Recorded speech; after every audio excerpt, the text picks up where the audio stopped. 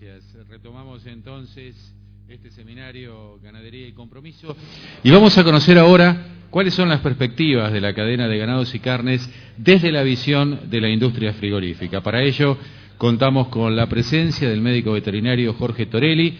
Él es miembro del Consejo de Representantes en el IPCBA desde la industria justamente, y él es gerente general del frigorífico Matievich.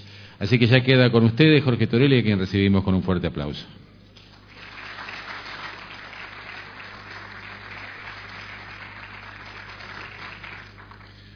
Bueno, me enorgullece que un grupo de productores y estudiantes estén aplaudiendo a un representante de los frigoríficos, que siempre fuimos antagónicos, pero bueno, les agradezco el aplauso.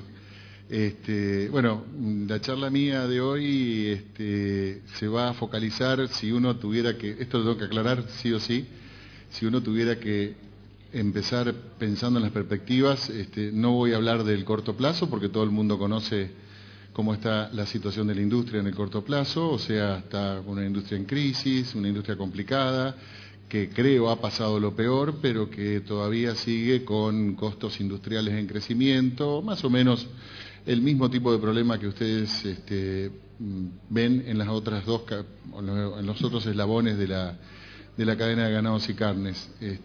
Por eso me voy a enfocar, voy a sobrevolar un poquitito el presente y después voy a enfocarme directamente en las perspectivas de mediano y largo plazo, entendiendo por mediano plazo 3 años, 4 años, y largo plazo estamos hablando de 10 años adelante. Más que nada porque en la cadena de ganados y carnes, teniendo en cuenta los ciclos biológicos, nosotros cuando vamos a hacer una inversión, que normalmente son bastante altas, tanto sea en los eslabones primarios de producción, como también en los eslabones industriales, toda inversión tiene que tener una mirada hacia futuro y no en el corto plazo. Hasta ahora, bueno, en realidad hubo algunas empresas extranjeras que llegaron a la Argentina, tenían una mirada de largo plazo, y ese largo plazo se le extendió un poquitito más y bueno, tenemos una crisis que viene durando ya unos 5 años y que ha llevado a cierre de frigoríficos, eso no escapa a nadie, con trabajadores, pérdida de puestos de trabajo, trabajadores que ya no están en la industria, que fueron absorbidos por otra industria o están desempleados. Y bueno, una situación realmente compleja, pero no vamos a hablar de eso porque yo no vine aquí a hablar de la industria frigorífica, de que por ahí no estamos teniendo la rentabilidad necesaria, no tenemos competitividad, porque lo mismo le está pasando a las otras cadenas. Hoy por hoy, ustedes hablan con los criadores, o si son criadores, se quejan de que el precio de la invernada que venden es un precio muy bajo, que no les sirve para solventar sus costos, y ya hay una especie de pesimismo al respecto. El invernador se queja de que compra caro y vende barato, y el frigorífico se queja de que compra caro. Todos nos quejamos en la cadena de ganados y carnes. Creo que ese es un punto fundamental en el mediano y largo plazo, que va a ser, es más que nada, no es una cuestión de inyección de tecnología o de inyección de cosas, sino de una cuestión de ponernos de acuerdo y tratar de que sea equitativa la distribución de la riqueza, en definitiva. No tiene nada que ver con el discurso gubernamental esto, sino realmente la distribución verdadera, genuina. Bueno, mi presentación de hoy va a estar fundamentalmente, voy a tratar 4 puntos, una pequeña introducción, voy a hablar de mercado interno muy poquito, luego de mercado externo, que es donde tenemos las mayores esperanzas, y por último, y esto sí, por ahí me voy a extender un poquitito, aquí hay muchos estudiantes, espero que haya muchos estudiantes de veterinaria, que van a entender que probablemente en algún momento estén trabajando en el área de bromatología o salud pública, y que es realmente interesante lo que yo voy a plantear y los peligros que yo veo con lo que respecta a amenazas. En el presente, esto es muy nuevito, lo preparó el equipo técnico del instituto, específicamente el licenciado Miguel Jairala, que pues esta tarde él va a hablar, no de esto, pero va a tener una exposición que es muy interesante, les va a llenar la cabeza de números, se va a hablar muy rápido, así que traten de aprovechar los conocimientos del mismo. Si uno, en este cuadro fundamentalmente lo que estamos viendo es, en la izquierda está, bueno, la variable, primer cuatrimestre del 2012, primer cuatrimestre del 2013 y la variación en porcentual. y allí vemos que el stock, estos son según es una elaboración propia, pero en base a datos oficiales, y allí vemos que el stock ha crecido un 3,8%, las vacas crecieron un 8,5%, los vientres en realidad, terneras y terneros un 5,5% de crecimiento, la faena creció un 12,5% en el cuatrimestre, ¿no? Extrapolándolo, estaríamos pensando que para este año vamos a estar en una faena de alrededor de 12 millones y medio de cabezas, lejanos de aquellos 16 millones del año 2009, donde fue la brutal liquidación del stock bovino, ¿no? La producción de carne creció un 10% en términos absolutos, 919.000 toneladas, lo cual nos haría pensar de que vamos a estar al fin de año haciendo una proyección de 2.700.000 toneladas, o sea, un poco más que lo que produjimos el año pasado. El peso promedio de faena es lo único que da negativo y que ha bajado un poquito, y esto fundamentalmente yo lo atribuyo a que existe un cambio de orientación de parte de los productores en tratar de acortar los ciclos de engorde y colocar más rápidamente para poder dar la vuelta más rápido, especialmente de la mano de los feedlots o los invernadores, digamos, de animales. Venden más liviano, el peso carcasa de 222 kilos, y al vender más liviano es porque le están ganando 10-20 días, que es lo que necesitan para que al menos logren equilibrar el costo de su producción y salgan derechos, en el mejor de los casos. Bueno, exportación en toneladas res con hueso, tenemos un poquito mejor que el año pasado, 3,5%. Exportación en miles de dólares, bajó el precio promedio, estamos en un 3,5%. Esto se debe fundamentalmente porque el año pasado estábamos colocando muchísima carne a esta altura del año en el primer cuatrimestre en Europa, y a valores un poco más altos que los actuales, y hoy por hoy ha crecido muchísimo, después lo vamos a ver, la participación de otros mercados que, a pesar de que son de un volumen bastante interesante, ponderan con un valor más bajo, y por ello nos vamos a encontrar con que tenemos un menor valor de venta, un 1,5% para abajo. La exportación, 4,1%. El consumo aumentó un 11,5% en toneladas res con hueso, y consumo per cápita estamos en 61,4 kilos, o sea que estamos con un 10% arriba. Que esto quiere decir que el consumidor argentino rápidamente recupera el terreno perdido y se vuelca rápidamente, si los costos le dan, al consumo de carnes. Bueno, ahí dejamos lo que es la realidad de este momento, y entonces, como industria, yo pensaría, inicialmente cuando voy a hacer una inversión, digo, bueno, ¿tengo materia prima? Sí, tengo materia prima.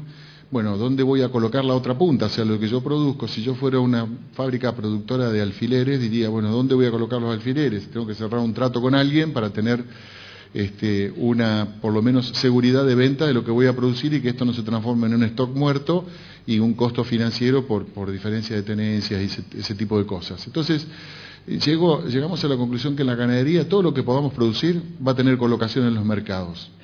¿Y por qué digo esto? Esto lo digo porque fundamentalmente, miren ustedes aquí en este cuadro, esto lo hicimos con el cuadro técnico del instituto, especialmente el licenciado Jairala, y allí ponderamos, por un lado, la producción de carne argentina estimada, que es una estimación de la FAO hacia el año 2020, si ustedes pueden ver la última columna allí arriba, en violeta, vamos a estar pasando los 3.100.000 toneladas de producción de carne vacuna, y después nos hicimos un presupuesto teniendo en cuenta este número que está entre paréntesis y acá abajo, es el crecimiento demográfico de la población argentina hacia el año 2020, que es lo que más o menos se estima, y por otro lado nos hicimos tres presupuestos, uno con un consumo bajo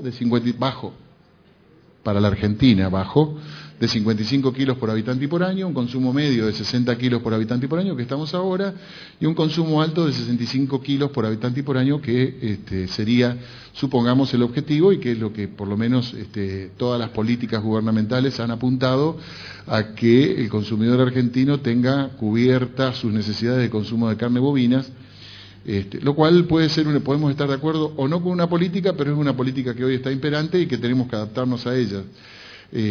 Por ahí ustedes van a decir, bueno, pero la industria está loca. No, en realidad lo que tenemos que hacer, no estamos locos, es un negocio y si no lo podemos cambiar, tenemos que tratar de adaptarnos lo mejor posible.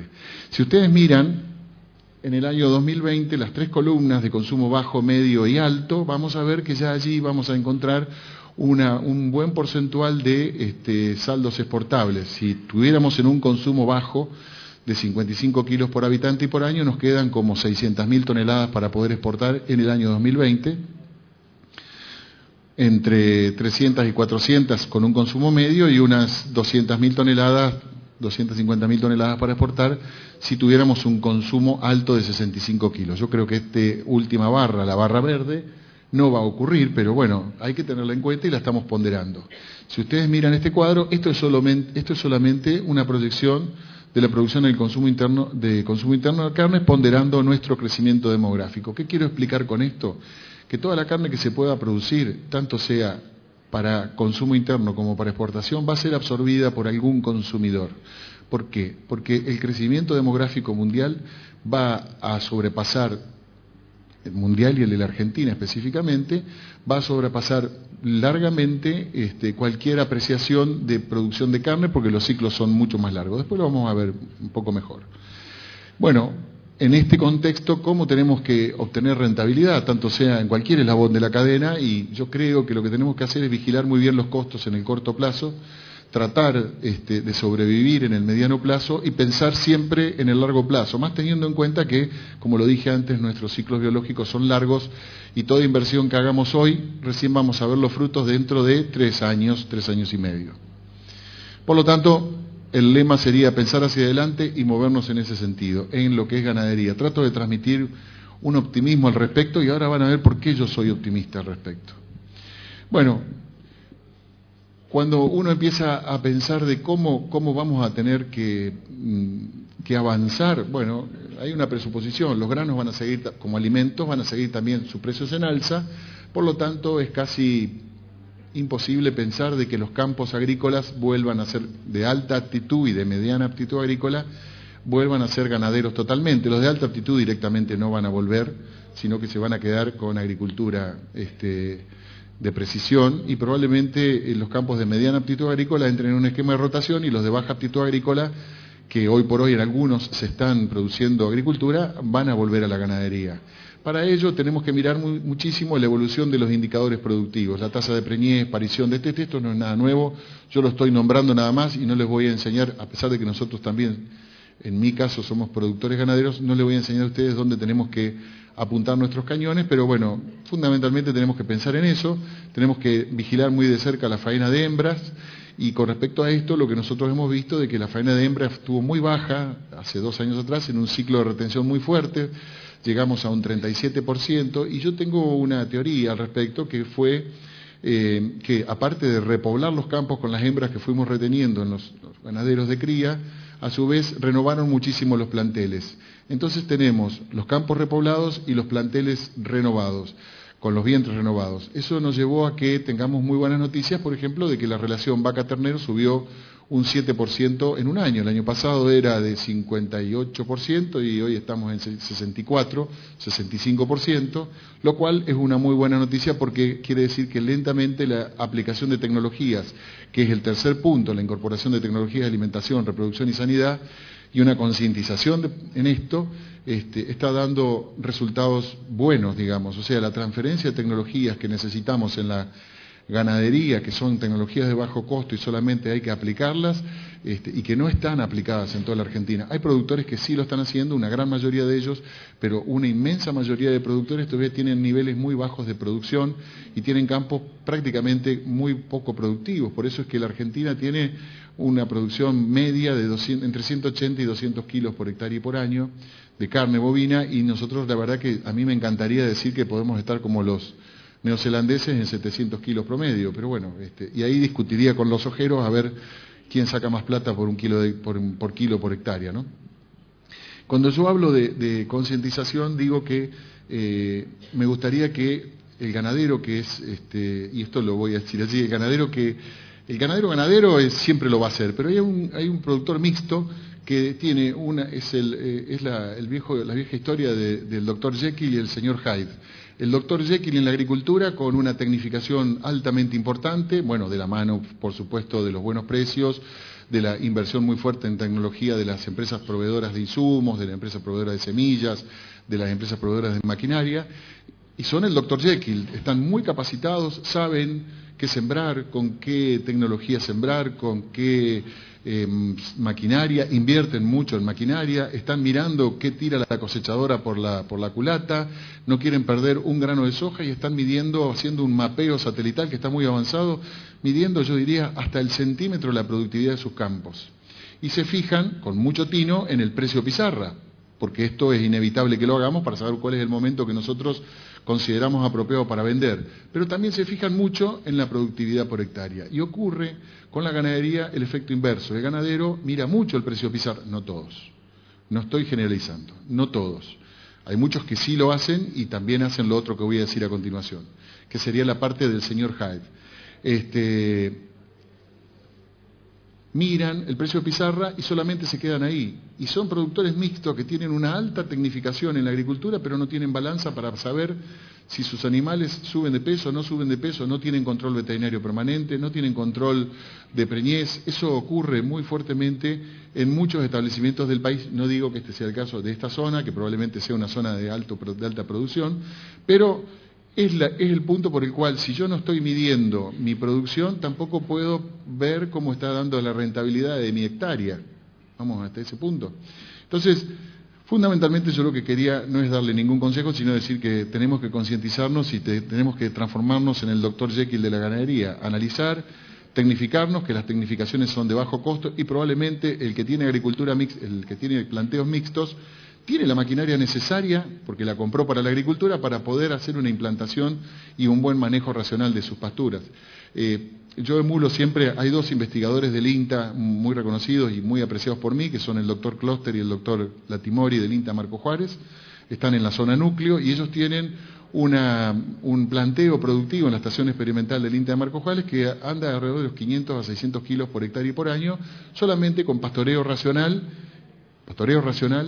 y suplementación estratégica de ser necesaria con los biotipos de la zona núcleo. O sea, no fueron a buscar genética de alta gama, sino que tomaron biotipos que están presentes en la zona de Marco Juárez, los llevaron ahí y obtienen de 500 a 600 kilos por hectárea y por año. En un momento, el anteaño, cuando la carne venía en subida, ellos hacen siempre la comparación con la soja. Entonces le daba que el planteo que ellos hacían en la estación experimental de Marco Juárez le daba como una soja, el rendimiento del capital le daba como si fuera una soja de 45 quintales por hectárea y por año, que es lo que rinde en esa zona, digamos, entre 40 y 45 quintales. Entonces, y ellos sostienen, esto es lo que me olvidaba decir, de que el problema de la Argentina, justo estaba hablando la ingeniera anterior, en una muy interesante presentación, ellos dicen que el problema de la Argentina es el sobrepastoreo de las pasturas. Entonces una pastura que me tiene que durar 8 o 9 años y que cuesta mucho implantarla, si yo la sobrepastoreo porque veo costos de oportunidad para salir a cargar invernada en mi campo, o vacas o lo que sea, cuando yo puedo tener 100 animales en un potrero y digo, uy, pero tengo buen precio, y chac, le meto 200. Entonces, ¿qué hago? Sobrepastoreo esa pastura y esa pastura, en vez de durarme 7, 8 años, me dura 3, 4 y la tengo que volver a reimplantar o tengo que agregarle algunas especies para poder, pero con un gasto. Y con un simple hecho de manejo yo obtendría el mismo beneficio sin tener ese costo de oportunidad. Con respecto a la faena de hembras, hoy por hoy ustedes están escuchando de que la faena de hembras es muy preocupante y que estamos ya llegando a una fase de retención. Si alguno estuvo en Olavarría en la charla del doctor Labaña, el doctor Labaña dijo que ya estábamos en una fase de liquidación. Y yo creo que no es así, porque con el nivel actual de nacimientos de terneros que tenemos y la tasa de extracción actual, ponderando sobre la faena de hembras, pensando que vamos a tener entre 12 y 13 millones de terneros, lo cual la mitad son en teoría hembras, nosotros el punto de quiebre para decir entramos en una fase de liquidación es una tasa del 45%, entre el 45 y el 46% de de faena. Y aquí ustedes ven, está hecho hasta enero del 2013, pero estamos por abajo del 43%, que es el punto que yo consideré punto de entrar en la zona de riesgo crítico, digamos, y no sobrepasar y llegar al 45%. De hecho, estamos en una fase de equilibrio, pero esta fase de equilibrio tiene, para mí, algunas explicaciones, como por ejemplo, que no hay liquidación de vacas, sino que se repoblaron los campos y no hubo ingreso de nuevos campos a la ganadería, sino que estos campos se quedaron con la agricultura y lo que hicimos fue repoblar los campos y estamos ahora en una etapa de equilibrio mejorando nuestros índices productivos.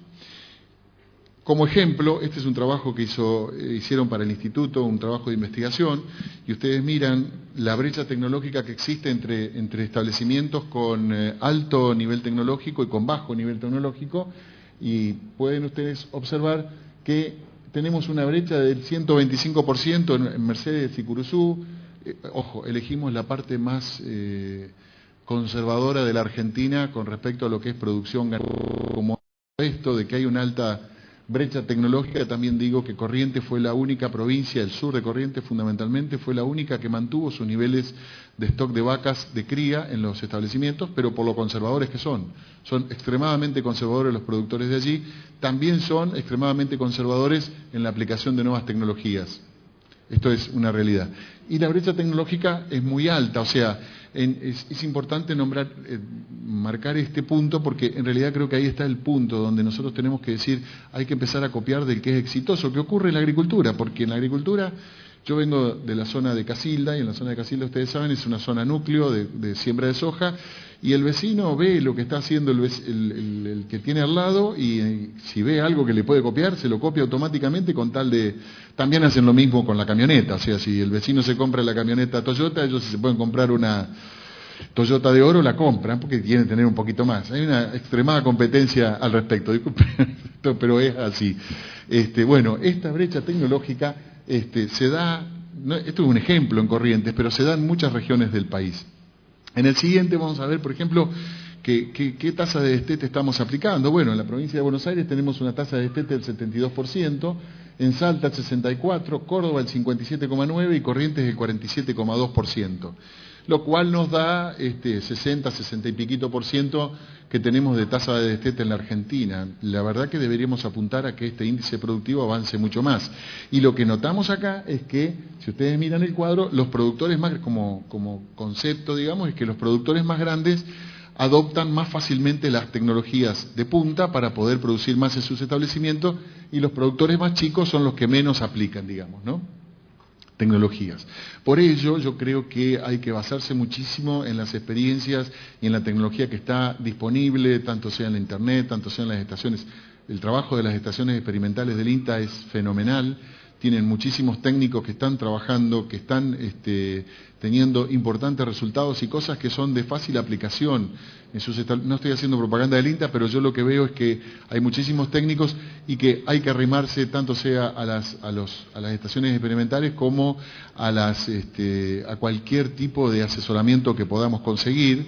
Y bueno, y fundamentalmente eso es lo que yo quería dejar como mensaje para los ganaderos. No me voy a meter más allá en la ganadería, porque en realidad después van a venir algunos más especializados que yo, pero yo el punto que quiero dejar es decir, hay tecnología de bajo costo que está disponible y que está al alcance de la mano y que con pequeñas cosas lo podemos lograr. Por ejemplo, hoy por hoy hay muchos establecimientos en el país que no tienen estacionado el servicio, por lo tanto tienen una dispersión de nacimiento de terneros durante todo el año. Y yo apuntaría a tener un estacionamiento del servicio. ¿Para qué? Para tener una mayor cantidad de terneros cabeza de parición, menor cantidad de cola de parición. Esto no es nuevo para ustedes, se lo habrán dicho 1.000 millones de veces, pero también tengo que buscar cuándo quiero yo tener la cabeza de parición, porque si yo quiero obtener mis mejores precios, esto es una máxima comercial, tengo que vender cuando nadie vende. No sé si existe la forma, si es posible, pensándolo del lado de reserva de forrajes, ver la forma de que yo tengo que entrar al mercado a vender en el momento en el cual alcanzo el precio máximo. ¿Y cuándo alcanzo el precio máximo? Cuando la oferta está retraída. Si la oferta está abastecida, el precio baja como está ahora. Pasamos a él. Ahí dejo la ganadería y discúlpenme si dije algún improperio. Pero bueno, es lo que yo pienso, o lo que pienso desde la industria. En el caso de la industria, ¿dónde buscamos la rentabilidad? Bueno, un control muy firme de los costos industriales, estamos con dotaciones muy ajustadas, o sea, no nos sobra una persona. Particularmente en mis plantas me pueden llegar a encontrar empujando medias reses varias veces cuando tenemos ausentismo alto. La planta más grande nuestra está en el sur de la ciudad de Rosario y como ustedes saben, en este momento el sur de la ciudad de Rosario es Bosnia, para graficarlo cruelmente, digamos. Tenemos un fenomenal crecimiento de los accidentes sin itinere y por lo tanto un ausentismo muy fuerte. ¿Pero por qué? Porque hay un alto índice de criminalidad en la zona. Particularmente ahora hay una guerra desatada que se están matando entre dos bandas de narcotraficantes de una forma terrible, ¿no? Lo podrán ver en los diarios. Si no, miren la capital de Rosario que le va a contar todo.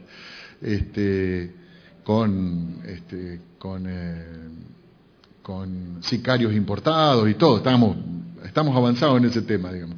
Rosario está avanzado en el tema de los puertos, pero también está avanzado en el tema de la criminalidad. No es para reírse, pero bueno, es complicado. Bueno, control de los costos industriales, una búsqueda continua de la valorización del quinto cuarto. El quinto cuarto para la industria frigorífica es todo lo que no sea carcasa. Entonces tenemos cuero, hueso y grasa, que es de pata y cabeza, y todo lo que sea hueso de grasa de las vísceras, perdón, y después, por último, la menudencia, que tiene colocación en los mercados.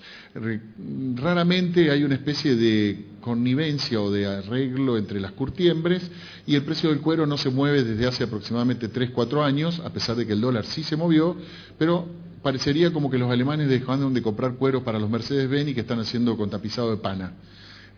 Pero en realidad lo que sabemos es que los precios internacionales están mejores, pero estamos cautivos de este tipo de cosas. Miren ustedes, el dólar se había deprimido tanto hace 2 meses atrás que era posible exportar cueros frescos. El cuero fresco está habilitado para su exportación, pero tiene un derecho de exportación que es del 15%, no, el 10%, perdón. Pero que lo saca de competencia para poder exportarlo y mandarlo a las curtiembres Tenemos incluso un caso perdido en la OMC al respecto, que las curtiembres europeas nos hicieron un panel, que lo perdimos, en el cual ellos decían de que nosotros poníamos ese impuesto que era claramente proteccionista de la industria local y no iba de acuerdo con las reglas de la Organización Mundial del Comercio. Lo ganaron, pero no le dimos bolilla.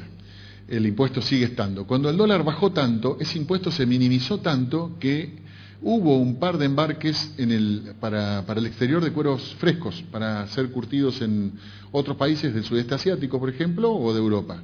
¿Qué pasó? Rápidamente las curtiembres, cuando se percataron de que esto estaba ocurriendo, el precio del cuero saltó 20 centavos, que es justo el valor para que el punto de quiebre sea imposible de exportar con el 10% de retención, de derechos de exportación. Es una cosa rarísima. Pero bueno, el cuero representaba del quinto cuarto el 70% y hoy representa el 35 y el 40% del valor de que nosotros llamamos recupero, el famoso recupero. Hoy por hoy la menudencia se ha transformado en el principal componente de este quinto cuarto y tenemos que ser muy sagaces en la comercialización de eso, porque fundamentalmente ahí es donde está nuestra parte de rentabilidad. El quinto cuarto o el recupero es lo que históricamente los frigoríficos utilizaron para solventar los costos industriales. Después, cuarto punto, eficiencia en la gestión de compra de materia prima, y el quinto punto, eficiencia en la comercialización. Estos son puntos netamente comerciales y acá vamos a chocar un poquito porque el ganadero va a querer de que el frigorífico, ustedes, y es razonable, van a querer el mejor precio, que el frigorífico le pague el mejor precio más allá del máximo. Y el frigorífico le va a querer pagar lo menos posible. Esto es así, va a seguir así y va a ser dentro de 1000 años así porque es una cuestión comercial netamente comercial. Porque yo sé, ustedes estarán pensando, del frigorífico viene a hablar, si nos pagan, nos roban la hacienda en los campos, etcétera, etcétera, etcétera, etcétera. Y en realidad es una negociación comercial. Quiero desmistificar un poco el asunto. Yo voy siempre a tratar de comprar lo menos posible y esto se mueve por el mercado de la oferta y la demanda.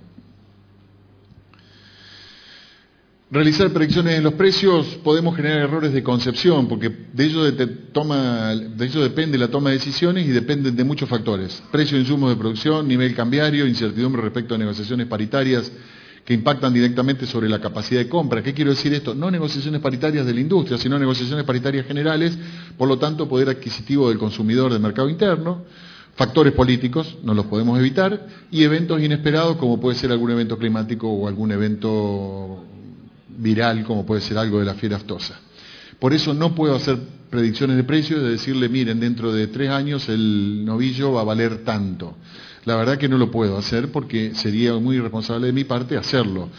Porque depende de mucho de ello, digamos, esa es una parte que van a ser buenos los precios, pero depende mucho de nuestra eficiencia de producción. Y por último, el punto número 3 de la introducción, lo que tenemos que mirar mucho es qué quiere el consumidor. El consumidor es soberano y él nos va a decir a través del momento más importante qué es lo que debemos producir. El momento más importante es cuando el tipo está frente a Don Pancho, el carnicero, o en la góndola del supermercado y agarra el corte de carne. Ahí él va a definir la presión de la demanda. Y con una oferta estable y en lento crecimiento porque los ciclos ganaderos son de lento crecimiento. Entonces puede afectar fuertemente el nivel de precios finales que se derraman en toda la cadena. Tenemos que estar muy atentos de lo que quiere el consumidor. Hoy por hoy, lo que estamos viendo es que los grandes frigoríficos exportadores se transformaron en frigoríficos mixtos. Entonces ustedes podrán ver ya en algunos lugares carne de frigoríficos exportadores, de, Swift, Friar, La Anónima, Río Platense, Arrebif, Gorina, etcétera, que están llegando a las carnicerías. ¿Por qué? Porque sin quererlo estamos yendo al a la vieja discusión del box beef, que se presionó muchísimo para que fuera todo como box beef, y en realidad el carnicero lo que está haciendo ahora es bajar una media res, que la defiende muy bien, pero tiene un solo peseto y un solo lomo. Entonces lo que está haciendo ahora es comprar lo que llamamos en los frigoríficos exportadores los complementos. Necesito para la Navidad una caja más de peseto porque doña Juana quiere un peseto para hacer el vitel toné, y de doña Pepa también, y bueno, y así, el restaurante va a ser mayor cantidad, entonces se me descompensa con lo que yo compro en la media res, entonces voy a tener que comprar los complementos. De esa forma se va introduciendo lo que es cortes envasados al vacío en las carnicerías, que antiguamente solamente lo hacían los supermercados. Pero tenemos que mirar, vuelvo a decir, lo que quiere el consumidor. Eso es fundamental. Y hoy por hoy lo que estamos pensando en novillos pesados de exportación, ya no estamos pensando en un novillo de 550 kilos. Primero porque nosotros no tenemos el frame americano de que un novillo de 550 kilos, 600 kilos está bien terminado y no con exceso de grasa. Nuestro frame actual, lo que está en todo el campo argentino, excepto algunos, tenemos en mestizos, por ejemplo, tenemos novillos mestizos que a 480 kilos están bien terminados. Y eso es lo que me sirve a mí en un estatus mixto de producción que tengo que destinar una parte a la exportación y una parte al consumo interno. Entonces, no me puedo ir muy arriba con los pesos porque el asado se hace muy grande, no lo puedo vender porque la costilla es muy grande, entonces y a pesar de que después lo va a aplicar Adrián Bifaretti, la percepción del consumidor es que la mejor carne va para exportación, pero prefieren consumir cortes de animales livianos. Entonces, hay una contradicción allí. El consumidor argentino cree, a través de las entrevistas, de que la mejor carne va para exportación y que la peor, digamos, queda en el consumo interno. Pero prefieren animales livianos. Los animales livianos no van para exportación porque los alemanes no quieren bifes que cortados a 2,5 pulgadas pesen menos de 250 gramos. Y nosotros con un bifecito de un animal de 350 kilos no llegamos ni diablos a lograr ese peso. Bueno, producción de carne del mundo, proyecciones. Esta es la proyección. Acá tenemos las 3 tipos de carne, 4, perdón. Están las ovejas abajo, los bovinos en la raya continua azul en el medio, y después tenemos el crecimiento de producción de carne en el caso de aves y en el crecimiento de la carne de porcinos, que también. Ahora, ¿por qué es tan explosiva el crecimiento de carne de aves? Bueno, porque resulta que hay una serie de países. Esto que voy a decir por ahí no es nada nuevo, pero muchas veces no lo analizamos desde este punto de vista.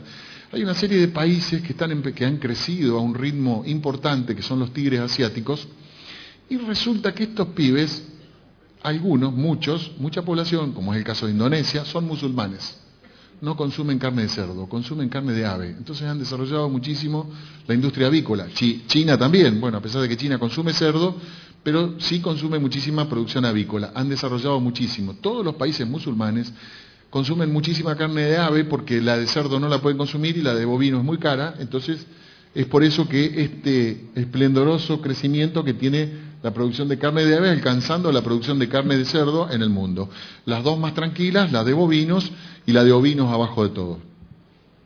Bueno, yendo al consumo interno, voy a sobrevolarlo muy rápidamente, después los dos compañeros míos del instituto van a hablar específicamente sobre estas cosas, con un poquito más de detenimiento, pero el consumidor en Argentina es altamente capacitado y tiene características diferentes del resto del mundo. Por eso, si ustedes han escuchado alguna declaración mía, y bueno, me he recibido algunas diatribas al respecto, yo considero, porque mi empresa tiene 3 plantas cerradas, de 7, 4 solamente están abiertas, 3 al consumo interno y una que es mixta en este momento, y hemos sufrido una baja de personal del 50%, hemos perdido 1.000 trabajadores o 1.000 puestos de trabajo, más o menos. Pero yo, independientemente de eso, al consumo interno no lo demonizo para nada, o sea, yo, independientemente de que las políticas gubernamentales, y probablemente cuando cambie el tinte político, si cambia, el tema de la carne sea susceptible de que sigan políticas de proteccionismo hacia el consumo interno, yo no lo veo como una debilidad, sino lo veo como una fortaleza, porque en momentos críticos, no hoy porque este momento crítico lo hemos creado nosotros, pero en otros momentos críticos como la crisis de aftosa o en la década del 90 que estamos en el 1 a 1, el consumo interno era el que salvaba la ganadería. Bueno, y en los últimos tiempos, ustedes sabrán, la matriz de carnes se ha modificado con la participación creciente de otras carnes. En realidad debería decir otra carne, que la vamos a ver aquí, que es fundamentalmente la de aves. Tenemos que todavía hacer los deberes en el caso de porcinos para que esta también crezca, disminuya el consumo interno de carnes bovinas, porque la canasta de carnes más o menos está entre 110 y 120 kilos en los países con alto consumo de carnes, desarrollados, digamos, países centrales consumen entre 110 y 120 kilos, más no nos entra, si no vamos a hacer una población de obesos. Si nosotros aumentamos la participación de carne de cerdo, vamos a disminuir la participación de carne de bovino, que debería ser más cara, y por lo tanto podremos tener mayor cantidad de saldos exportables y aprovechar mejor la integración, que decía antes. En el mercado interno hay que empezar a mirar, y esto con mucha seriedad, que son la nueva categoría de consumidores, que son los del futuro. Los chicos hoy por hoy ya están acostumbrados, pero está habiendo un cambio cultural. Son consumidores de productos elaborados, hamburguesas y salchichas. Esto no es menor. La capacidad instalada de las producciones de hamburguesas de Argentina, hace 3 años atrás, estaba ociosa. Hoy por hoy no da abasto para producir las hamburguesas necesarias para abastecer el consumo interno. ¿Esto qué quiere decir? Que está habiendo un cambio interesante, que es un fenómeno en hábitos de consumo, y fundamentalmente viene de la mano de nuestros hijos o nuestros nietos. Yo mis hijos son un poco más grandes, pero me gustaría tener algún nieto ya, pero todavía no lo tengo. Espero. Pero ellos vienen, ese pequeño consumidor que cuando nos reunimos los domingos a consumir el asadito, que por otro lado el asadito de los domingos representa, si consumimos todos los domingos un asadito, representa 36 kilos por habitante y por año de consumo de carne interna, de carne en el mercado interno. Nos reunimos en el club o en la familia y qué sé yo, vienen todos con sus hijos, o nietos, y bueno, vamos a hacer un asado y nos juntamos todos en familia o con el grupo de amigos en el club. ¿Y qué hacemos? Bueno, vamos a hacer un asado, perfecto, algo de carne de cerdo, un poco de pollo para las mujeres que no quieren consumir carne de vaca. Carne de vaca nosotros, si es posible, muy gorda, porque es mejor, más rico, tiene mayor cantidad de ácidos grasos, es más palatable, es más rica. Y a los chicos tirarle un chorizo en la parrilla, que se coman un choripán y sigan jugando, o tirarle un par de hamburguesas, que es más fácil. Uy, tenemos el cumpleaños de Claudio, bueno, del nene, ¿qué le hacemos de comer? Y hamburguesas, para todos, hamburguesa y la torta, y chau, se terminó. La torta no la comen, pero la hamburguesa sí. Y esos consumidores son los que van a estar comandando el consumo en los años venideros. Esto es importante tenerlo en cuenta porque realmente va a haber que observar el hábito de cambio de consumo o tomar una política activa para que esto no se desarrolle tanto. También tiene mucha ayuda la situación económica actual. Una hamburguesa puesta en un pan con un tomate y una lechuga representa una ración de alimento barata. No es un asado que lo tengo que pagar 42 pesos el kilo, a pesar de que si yo saco la cuenta de lo que pesa una hamburguesa, la patty finita, o patty me refiero, patty es el término en inglés de hamburguesa, patty sin Y. Las hamburguesas finitas, que son las de 55 gramos, puestas en un pan, bárbaro, son baratas. En realidad, cuando yo saco el kilo, multipliquen el precio por kilo y van a ver que lo están pagando como 60 pesos el kilo de carne picada. Es muy buen negocio para los frigoríficos y es muy buen negocio para el consumidor. ¿Por qué? Porque con una pequeña dosis de carne tiene una ración de alimento, o sea, de la mano de la depresión económica, tenemos un ayudante para el aumento del consumo de hamburguesas. Allí tenemos cómo está graficado. Lo que sí está en rojo, las columnas rojas, son el consumo de carne por habitante y por año, está hasta el año 2012, hoy ya estamos en 61 kilos para la carne bovina, y la carne aviar, en la última lectura, es de 37 kilos por habitante y por año, pero rápidamente creo hay algo dando vuelta porque bajaron muy fuertemente el precio de 2 pesos el kilo del cajón, en el cajón de pollo, digamos, y por lo tanto seguramente se va a recuperar y se va a estabilizar alrededor de los 40 kilos por habitante y por año. Mirando las barras, pero lo que sí es de notar es que la producción avícola hizo un fuerte esfuerzo para poder posicionarse en el mercado y lo logró.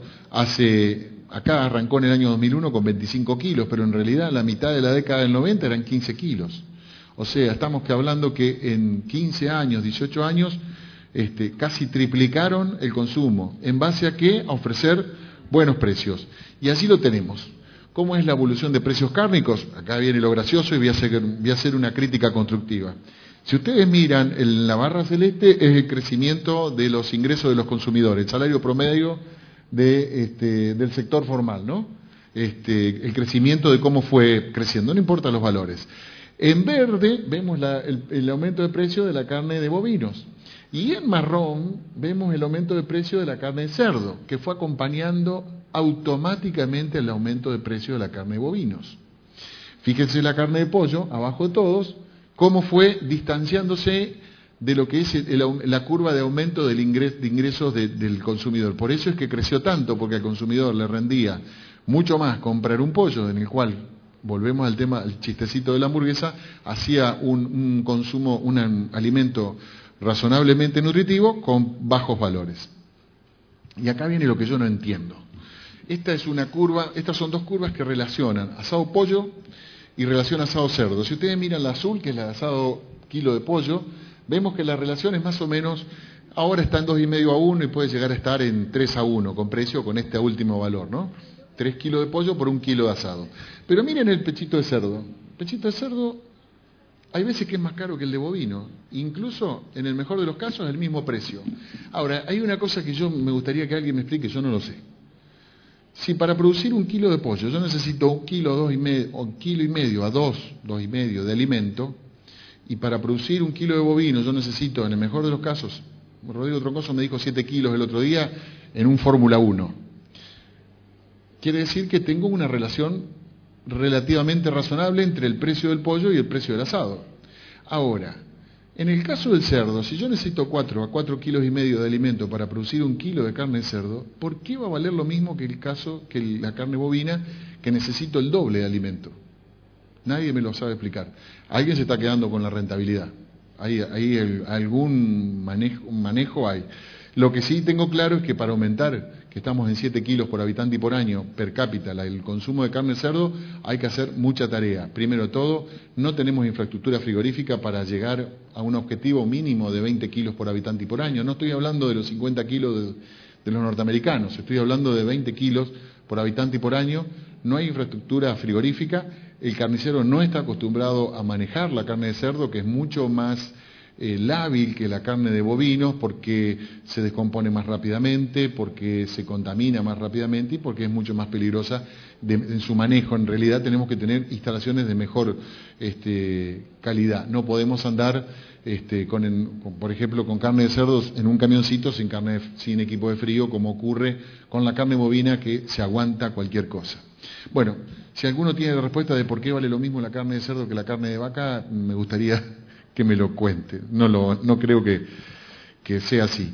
Bueno, el consumidor argentino esta es una encuesta que hizo el Instituto de Promoción de Carnes Vacunas, es una encuesta de respuestas múltiples, si ustedes ven, le va a dar más de 100 la suma, pero ¿por dónde pasa el asunto? El asunto pasa que el 72% de los encuestados, que fueron muchos, dicen que tenemos un 72% del comercio de carnes pasa por las carnicerías, un 32% pasa por los supermercados, un 8% por los autoservicios, 5% por frigoríficos directos, almacén de barrio 2%, y que son los preempaquetados, probablemente que algún frigorífico lo produzca y lo entregue, y por el mercado central de Buenos Aires un 1%. O sea, llevemos en realidad, el principal concepto es que el consumidor argentino quiere tener enfrente a un señor carnicero que le diga, porque la relación es, deme algo para la plancha, deme algo para el horno, deme algo para la parrilla, y el carnicero le elige, y ahí está el negocio del carnicero en su asesoramiento, en ganarle en el asesoramiento. Tan fuerte es la presencia que cuando las cadenas internacionales llegaron a la Argentina, si ustedes habrán visto, aquí hay un Carrefour, sí. Bueno, la carne que le entregan, si alguno tiene una queja, por favor no me lo diga, porque la producimos en Rosario, en Matievich, la de Tandil. Bueno, espero que sea tierna. Bueno, Carrefour cuando vino a la Argentina tenía una góndola exhibidora, como en Francia, con los paquetitos preparados. No vendían nada.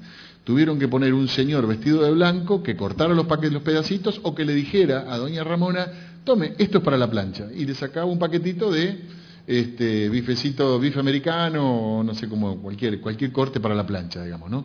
En la idiosincrasia del argentino, de doña María quiere hablar con don Pepe el carnicero. Esto es así y no lo vamos a cambiar. Ellos tuvieron que reconvertirse. Bueno, ahí explicamos el 72%. Y la otra fortaleza que tiene fuertemente la Argentina, si ustedes miran la torta, tenemos en celeste un 29% de los consumidores, esto es del año, Miguel, del año 2010. Sí, un 29% de consumidores que consume carne todos los días. Un 17% que come 6 a 5 días a la semana y un 32% que lo consume al menos entre 3 y 4 días. Quiere decir que estamos hablando de 32 más 17, 49, 78% de los consumidores comen más de 3 a 4 veces por semana carne bovina. Esto es una fortaleza que este consumidor, a pesar de los precios, ha generado, y ustedes saben que la carne bovina tiene, salvo honrosas ocasiones, tiene baja elasticidad de demanda. ¿Qué quiere decir? Los economistas le llaman baja elasticidad de demanda cuando un producto que sube el 10% de su precio, su consumo no cae un 10%, eso sería alta elasticidad. La carne bovina solamente en 2 meses del anteaño tuvo esto, cuando fue el crecimiento, tuvo alta elasticidad, pero si no siempre la carne bovina aumenta un 10% y el consumo cae un 2%, no más de eso. El argentino enseguida se acomoda y la hace rendir lo mejor posible. Bueno, esta es una fortaleza del mercado interno.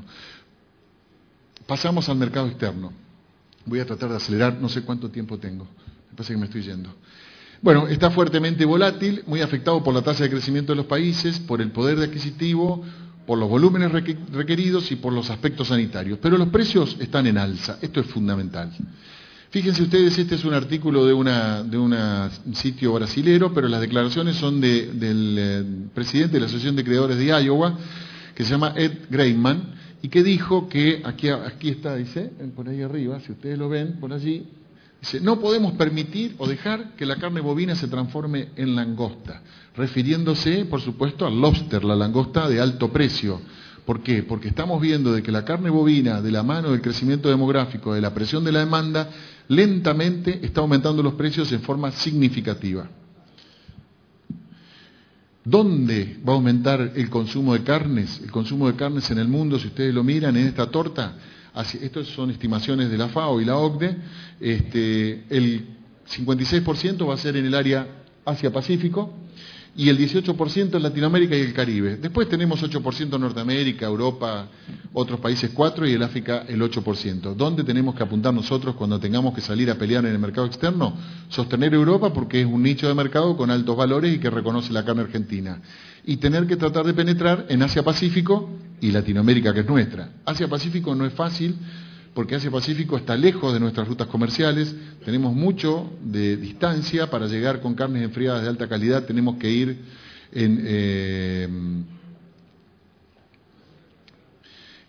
me voy a extender un poquito, tenemos que ir con contenedores de congelado, o tenemos que hacer un hub, no tenemos vuelos directos por la distancia, tenemos que hacer un hub o en Frankfurt o en Sydney para poder llegar con carne enfriada vía aérea de alto valor. Es realmente complicado llegar a Asia-Pacífico y lamentablemente los australianos están a 7 días de barco de llegar a todo lo que es Asia-Pacífico. Estamos en la puerta de atrás de ellos, digamos. No va a ser fácil, pero el desafío es grande y el consumo que va a aumentar allí va a ser muy fuerte. Miren ustedes el caso de China, está remarcado en el año 2009.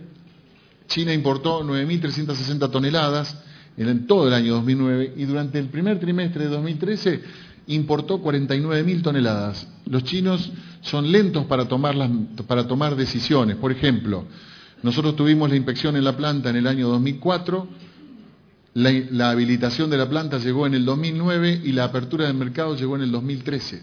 Miren el tiempo que se tomaron. Ellos tienen otros tiempos completamente diferentes a los nuestros. Con esto, ¿qué quiero decir? Que los pibes se decidieron a consumir carne y es un camino que lo agarraron y lo van a seguir para adelante. No lo van a detener porque ellos son lentos para tomar decisiones, pero lentos para volver para atrás también.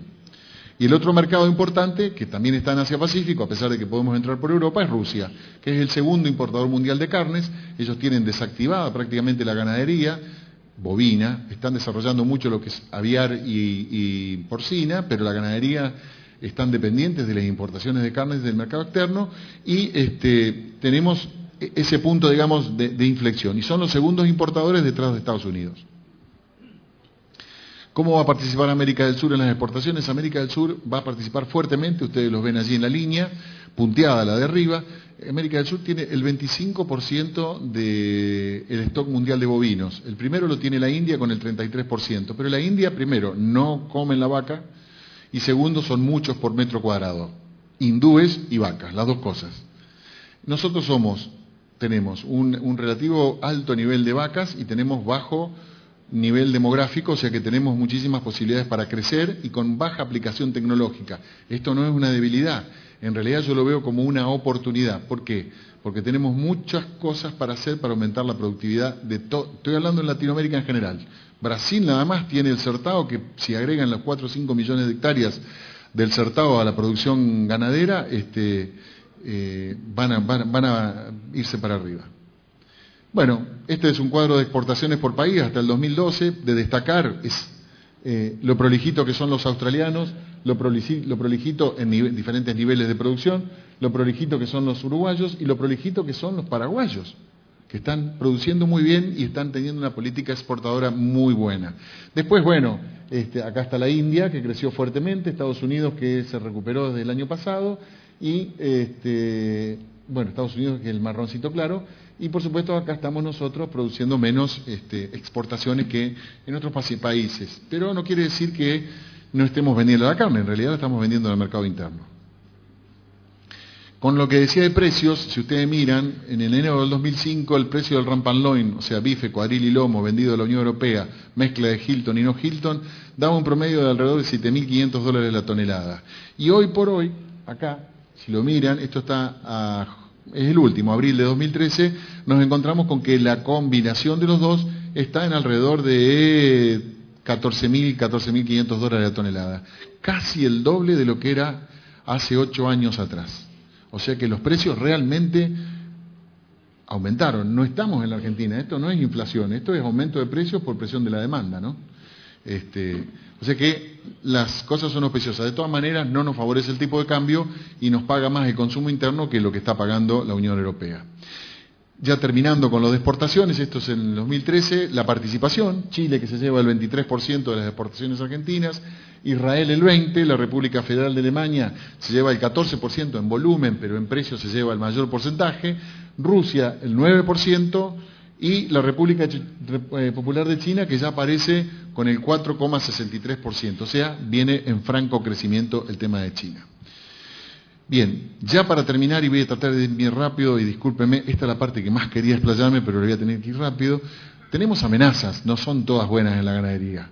Dentro de las amenazas nos encontramos, de fieras aftosa no voy a hablar, ya sabemos lo que pasa cuando tenemos fiera aftosa, qué pasa con los precios, qué pasa con los mercados, y que quedamos todos boqueando cuando tenemos un brote de fiera aftosa si lo manejamos mal. Segundo punto, impacto ambiental, que tiene que ver con el cambio climático y contaminación del medio ambiente. Esto es lo que, por otro lado, ustedes habrán escuchado como sustentabilidad.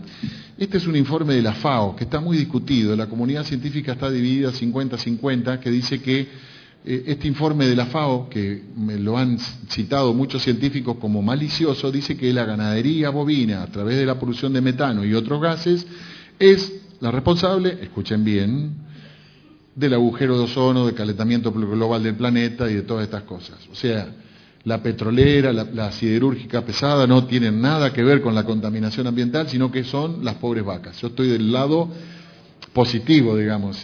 Bueno, pero está muy dividida la comunidad científica y este informe ha sido muy denostado con ciertas bases científicas respecto a al tema de la contaminación ambiental. Y si se fijan, la portada que pusieron es una portada tenebrosa, la larga sombra del ganado. Si ustedes miran, es un territorio yermo y una vaca flaca con unos cuernos largos en un desierto. O sea que estamos, gracias a la ganadería, transformando al planeta en un desierto. Yo no creo que sea así. El segundo punto, que es el residuo de medicamentos en carnes, que son amenazas que tenemos que tener muchísimo cuidado y que nosotros desde el Instituto estamos haciendo una fuerte campaña.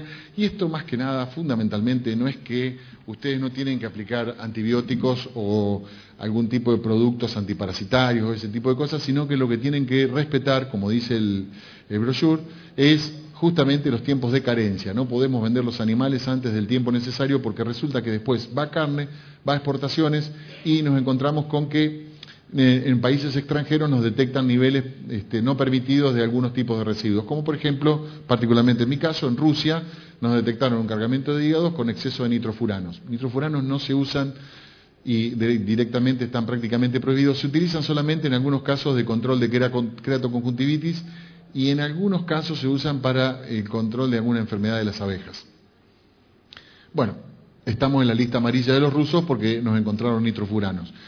El caso de la ivermectina también, hubo una planta en la Argentina que estuvo condenada a no poder producir en el último tiempo, que ya está ahora liberada, digamos, pero porque le encontraron residuos de ivermectina en carnes en Estados Unidos, por supuesto carnes procesadas, enlatadas, ¿no?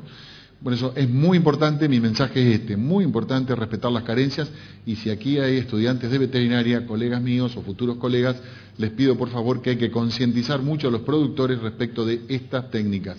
Si le ponemos antibióticos, lo único que hay que hacer es leer, no es que no hay que tratarlos, pero tenemos que leer fundamentalmente las observaciones para respetar estos tiempos de carencia.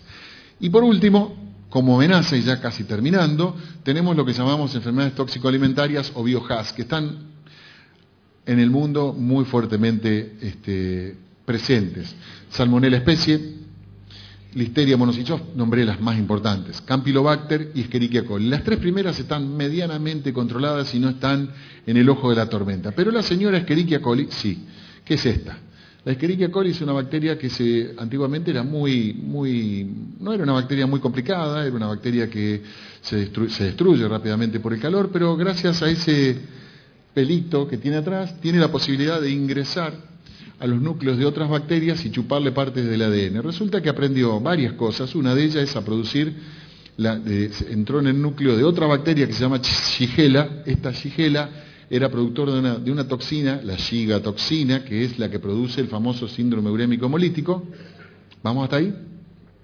Que generalmente termina en casos muy complicados de nefrosis, de problemas renales o muerte, y que afectaba mucho a los niños, etcétera, ¿no? Bien, aprendió a hacer eso. Ahora le llaman verotoxina, porque hay que cambiarle el nombre, por eso se llama Vetex.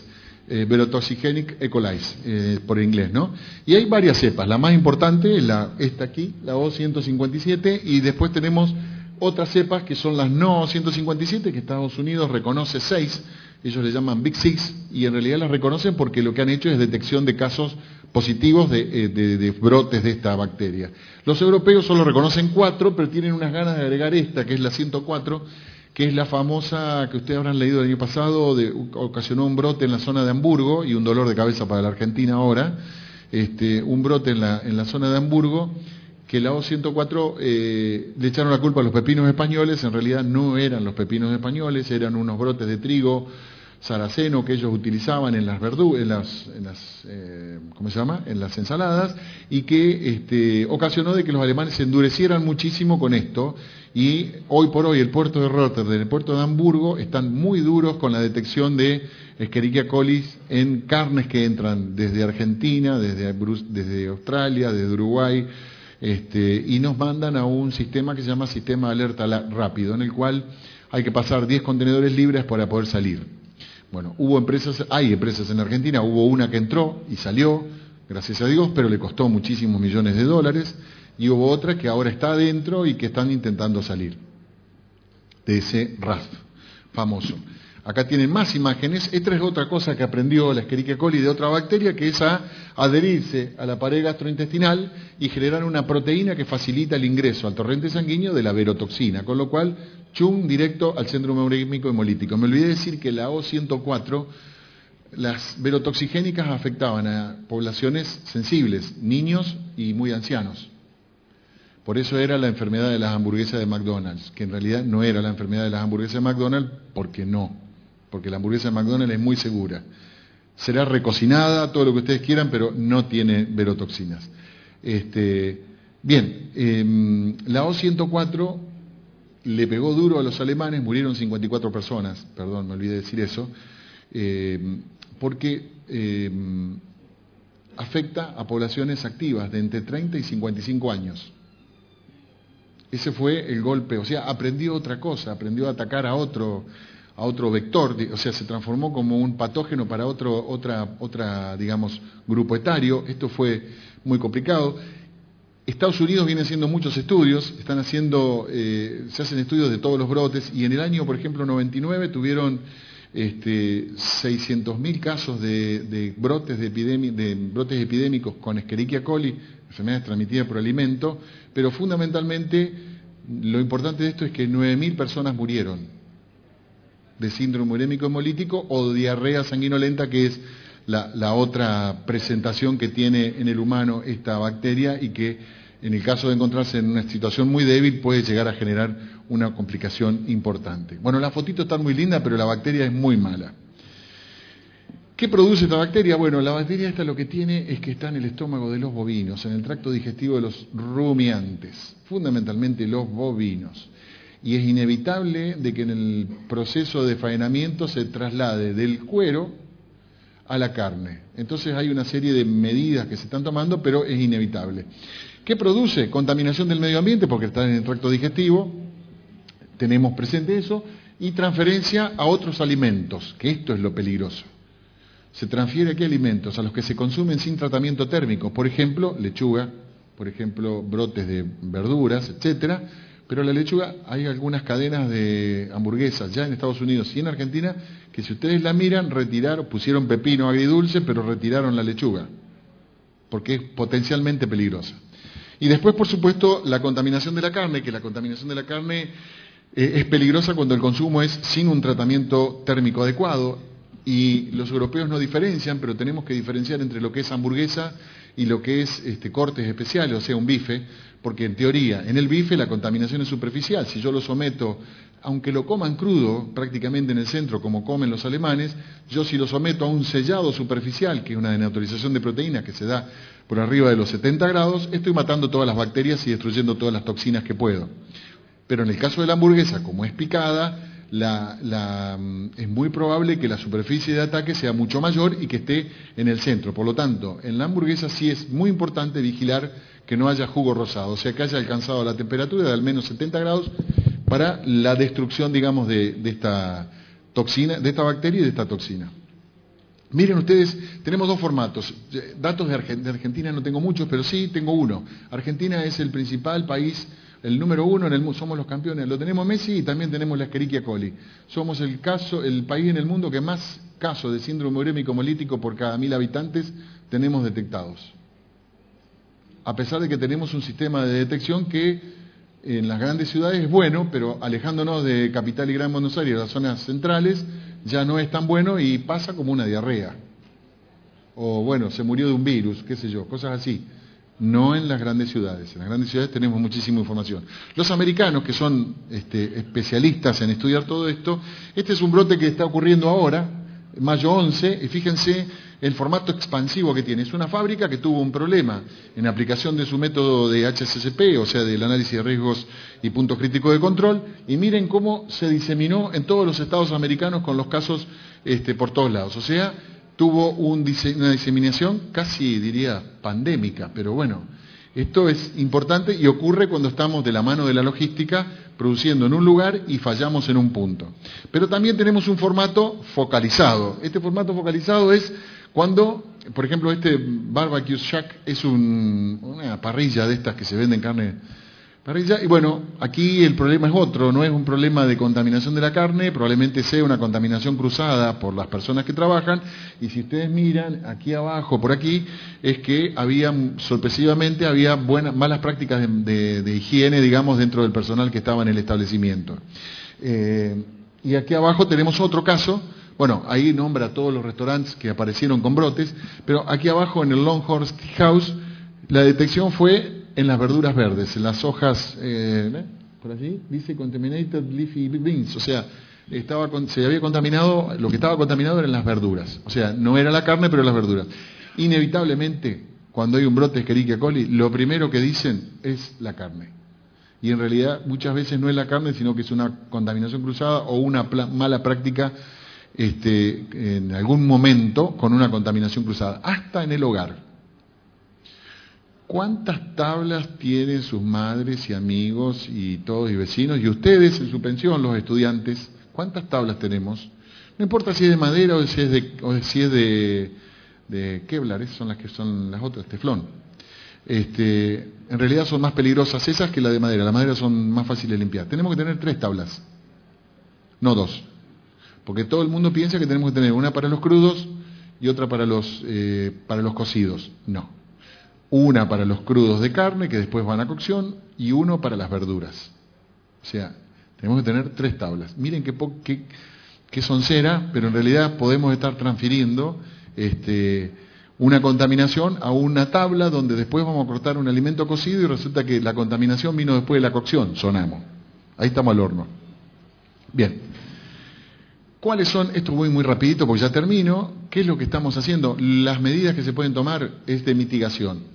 El 3% de los animales encerrados en feedlots en Estados Unidos se llaman superexcretores. No sé si lo habrán escuchado nombrar. Estos superexcretores son unas bombas biológicas diseminadoras de Escherichia coli O157 y no O157. ¿Por qué? Porque genéticamente tienen algunas condiciones necesarias en su medio ruminal como para permitir el crecimiento rápido de este tipo de bacterias. Y aparte son responsables del 90% de las contaminaciones. Son, lo que ya les dije, bombas biológicas.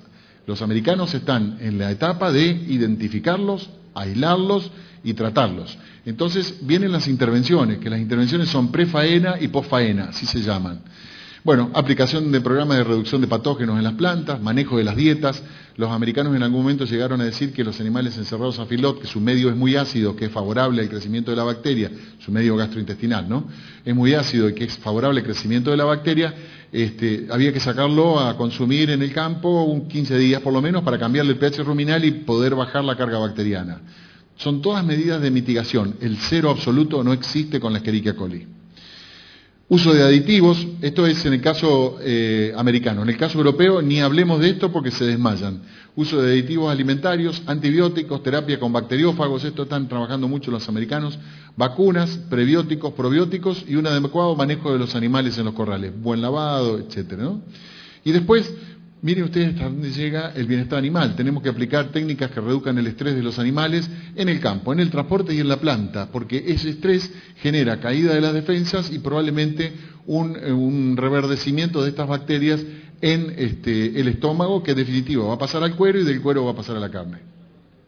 Y no hay forma de que del cuero no pase la carne porque hay 3 o 4 puntos en el cuero, como son el corte que va desde el ano hasta sería el tarso, que es el primer corte que se hace para empezar a cuerear, que es un corte que a pesar de que lo hacemos con el cuchillo hacia arriba para que los pelos caigan hacia afuera, es inevitable de que algo caiga. Y después la parte de la verija y la enucleación del ano son muy importantes porque es allí donde se produce la transferencia si no tenemos un accidente de una ruptura de una panza o algo más adelante, digamos, ¿no?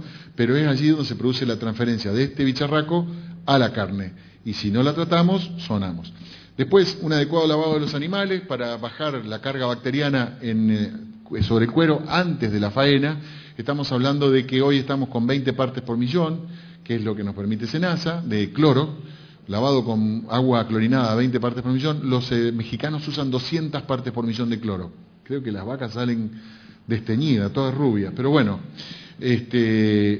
son las políticas que ellos están adoptando. Y después, post faena, es fundamental las buenas prácticas de manufactura, utilización de sistemas vapor vacío, son unos sistemas steam vacuum que se llaman, que inyectan vapor y por otro lado extraen, entonces van limpiando, barriendo.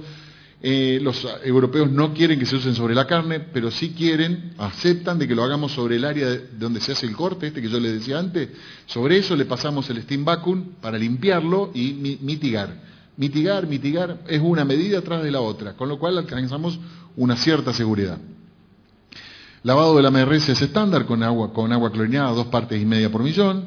Y después tenemos esterilización de carcasas, que hay muy pocos equipos aquí en la Argentina, pero es con inyección de vapor sobre la superficie.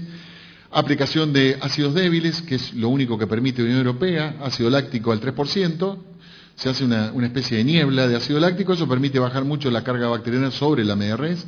Los americanos avanzaron aún más, aplican lo que ellos llaman TOR, Thermal Organic Rinse, o sea, es una solución de ácidos orgánicos. Ellos permiten utilizar peracético, acético y otros ácidos que los europeos no quieren, pero esta Thermal Organic Rinse, y está controlado por la Colorado State University, le da el 99% de seguridad.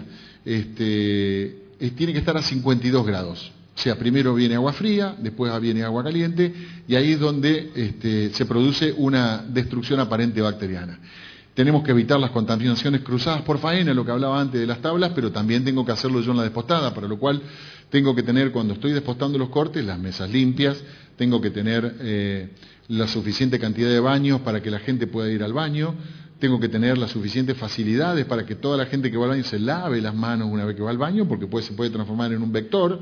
Tengo que tener los vestuarios acordes, y esto normalmente los empresarios no nos damos cuenta, y si podemos tener un vestuario menos, lo tenemos, pero en realidad tenemos que apuntar a eso. No solamente en la Argentina, en todo el mundo. Si ustedes van a grandes fábricas mundiales, se van a encontrar con que los vestuarios siempre son ajustados a la dotación, la cantidad de baño, y un baño cada 5 personas, pero si tenés 10 con 10, y un buen sistema médico, que todo operario que se encuentre con alguna sintomatología de diarrea afuera del trabajo.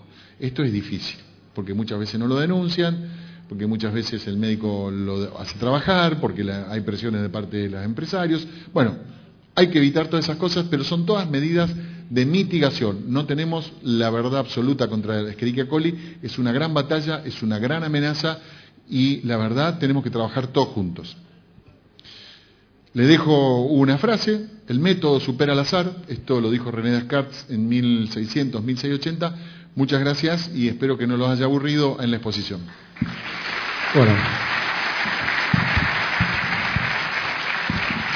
Bueno, ahí pueden elegir cómo les gusta a ustedes cocinar el bife. A la izquierda está la escala, sí, a la izquierda de ustedes está la escala americana y a la derecha la escala australiana.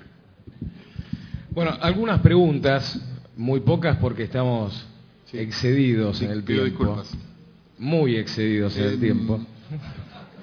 Voy a aclarar que normalmente me pasa esto, Luis ya está acostumbrado. Media hora excedidos en el tiempo. Vamos a empezar con simplemente un par de preguntas, una que es de una persona presente en el salón, Héctor, en este caso de Balcarce, que pregunta cuál es el eslabón de la cadena de carne desde el criador a la góndola que tiene un mayor margen. En realidad yo creo que el margen que uno pueda, depende un poco del momento, del tiempo y de la situación en la que estamos, pero creo que el que mayor puede llegar a tener margen, aunque también hay que analizar los costos, es el último eslabón, el que está en la venta. ¿Por qué? Porque él es el que puede decidir cuál es el margen al cual puede vender, o sea, el punto final de la cadena, digamos. Para mí, el carnicero puede llegar a ser uno que es el que tiene mayor margen, pero también tiene mucho expertise en la colocación. Puede tener mucho margen si es vivo, Entonces te pone una oferta que te dice picada especial y lo que te pica, ¿por qué picada especial? Porque tiene menos contenido de grasa. ¿Sí? ¿Estamos de acuerdo? Entonces el tipo le pica un garrón que no vale nada, pero tiene un contenido de grasa cero. El garrón tiene muchas fibras colágenas, es cierto, pero si yo lo pico a 5 milímetros, cuéntenme ustedes si van a encontrar alguna fibra colágena en la vuelta. Y tengo que tener bien afiladas las cuchillas. Si lo vendo como picada especial, a 10 pesos más, por ejemplo, ¿no? O sea, creo que ahí es donde se compone el precio. En este caso la pregunta llega por internet, la hace Mariana Binagui. Señor Torelli, 30 segundos sin repetir y sin soplar, porque es compleja la pregunta. Ella dice que siempre se escucha decir que si se abriera un poco más la exportación o si se lograran mayores saldos exportables, no se afectaría a la mesa de los argentinos, y pregunta cómo es esta combinación de poder exportar más y que no se afecte el mercado interno. Eso es cierto. Yo creo que si nosotros obtuviéramos mayores saldos, hoy por hoy la exportación no tiene competencia con el mercado interno. El mercado interno tiene un mayor poder de compra. Con el Hilton a $15.000, lo cual es increíble. Bueno, pero es un problema cambiario.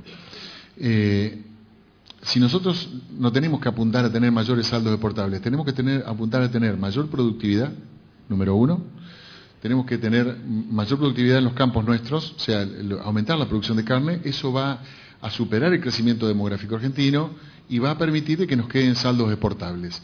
Cuando eso ocurra, vamos a volver a estar en el 80-20, 80-20 o 75-25 que decía Gonzalo en la presentación, de saldos exportables, para poder aprovechar específicamente los nichos de mercado y estar exportando alrededor de 400 o 500.000 toneladas, como fue en la época en la cual estábamos, y obtener una cierta regularidad y asemejarnos a la curvita de los australianos, que yo los admiro, digamos, ¿no? Pero tenemos que pensar en eso. Y también hay otra herramienta que puede ser el desarrollo del consumo de carne de cerdo, que viene creciendo, o sea, no al ritmo que nosotros quisiéramos, pero de 2 kilos frescos o 3 kilos frescos de hace 4 años atrás estamos en 7 kilos frescos. Si llegáramos a 20, 25 kilos frescos de carne de cerdo, la canasta de carne siempre va a ser igual, 110, 120. Empiecen a descontar 40 del pollo, 20 del cerdo, bla, bla, bla, bla, bla, bla, algunas otras carnes que estén dando vuelta y nos quedamos con que podemos llegar a tener un consumo, y el consumidor satisfecho con un consumo de 50 kilos por habitante y por año. En este caso la pregunta también llega vía web, es de Orlando Ricardo Calisi, que es uno de los más de 300 cibernautas que están siguiendo el seminario a través de internet. Es de Monte Grande y pregunta cuáles son las perspectivas de Argentina para la venta de cortes de alta calidad a Rusia. Excelentes. En Rusia hay varias cosas, ¿no? En Rusia hay una cadena de restaurantes argentinos que lo que tienen es carne uruguaya o australiana, enfriada. Y las perspectivas son muy buenas, se ha firmado un protocolo que se está cerrando en estos días, ya está el modelo de certificado sanitario, falta que los rusos acepten. Creo que va a haber se llaman comixtas, estas reuniones entre los equipos sanitarios, en corto plazo, y en base a eso ya estaría abierto. El instituto tuvo mucho que ver con ello porque se hicieron algunas gestiones y apoyo fuertísimo al Ministerio de Agricultura y Ganadería y a Cancillería, para lograr la apertura de estos cortes de alta calidad que, para que yo les cuento, los rusos sin cuotas pagan alrededor de $16.000 la tonelada. Y la otra cosita que les quería contar es que una vuelta, que estaba en Rusia, fuimos a comer a un restaurante que se llama Gaucho, no la cadena Gaucho de Inglaterra, sino Gaucho se llama allí, que el cocinero, el asador, es un muchacho, un cordobés de Cruz del Eje, que se fue a vivir a Rusia, y la carne que tenían era carne argentina enfriada, pero resulta que era carne argentina enfriada que había entrado a Europa. ¿Cómo llegó a Moscú? No sé. Pero era carne argentina y en ese momento no estaba permitido el ingreso de carne argentina enfriada con un vencimiento de 4 meses a Rusia. Hoy tenemos un vencimiento de 90 días, con lo cual tenemos 30 días de barco o 40 días de barco y podemos llegar con una carne de alta calidad a los puertos, tanto sea Kaliningrado o San Petersburgo, o si damos la vuelta a Vladivostok por el lado Pacífico, o Sebastopol en el Mar Negro. Última pregunta de la mañana, y le pedimos a toda la gente que sigue escribiendo y haciendo preguntas por internet, que bueno, si hay más en el seminario durante la tarde, tenemos algún espacio para que los disertantes puedan contestar la cantidad de preguntas, los retomamos. Pero esta es de una persona que está en el salón, con una caligrafía espantosa, no entiendo el nombre, pero sí entiendo la pregunta, no que es quiso, lo más importante, que es, ¿qué piensa de los mataderos municipales? Los mataderos municipales, yo como industrial les puedo llegar a decir que los mataderos municipales son uno de los grandes problemas de la Argentina. No es un problema fácil de resolver para los políticos, porque generan en las economías locales de los pequeños pueblos, si estamos hablando de mataderos municipales, pero también tenemos mataderos, y cuanto más nos alejamos de los centros poblados, peor es. Tenemos el matadero municipal y el matadero natural, que sería el Chañar o acá, que puede ser Chañar.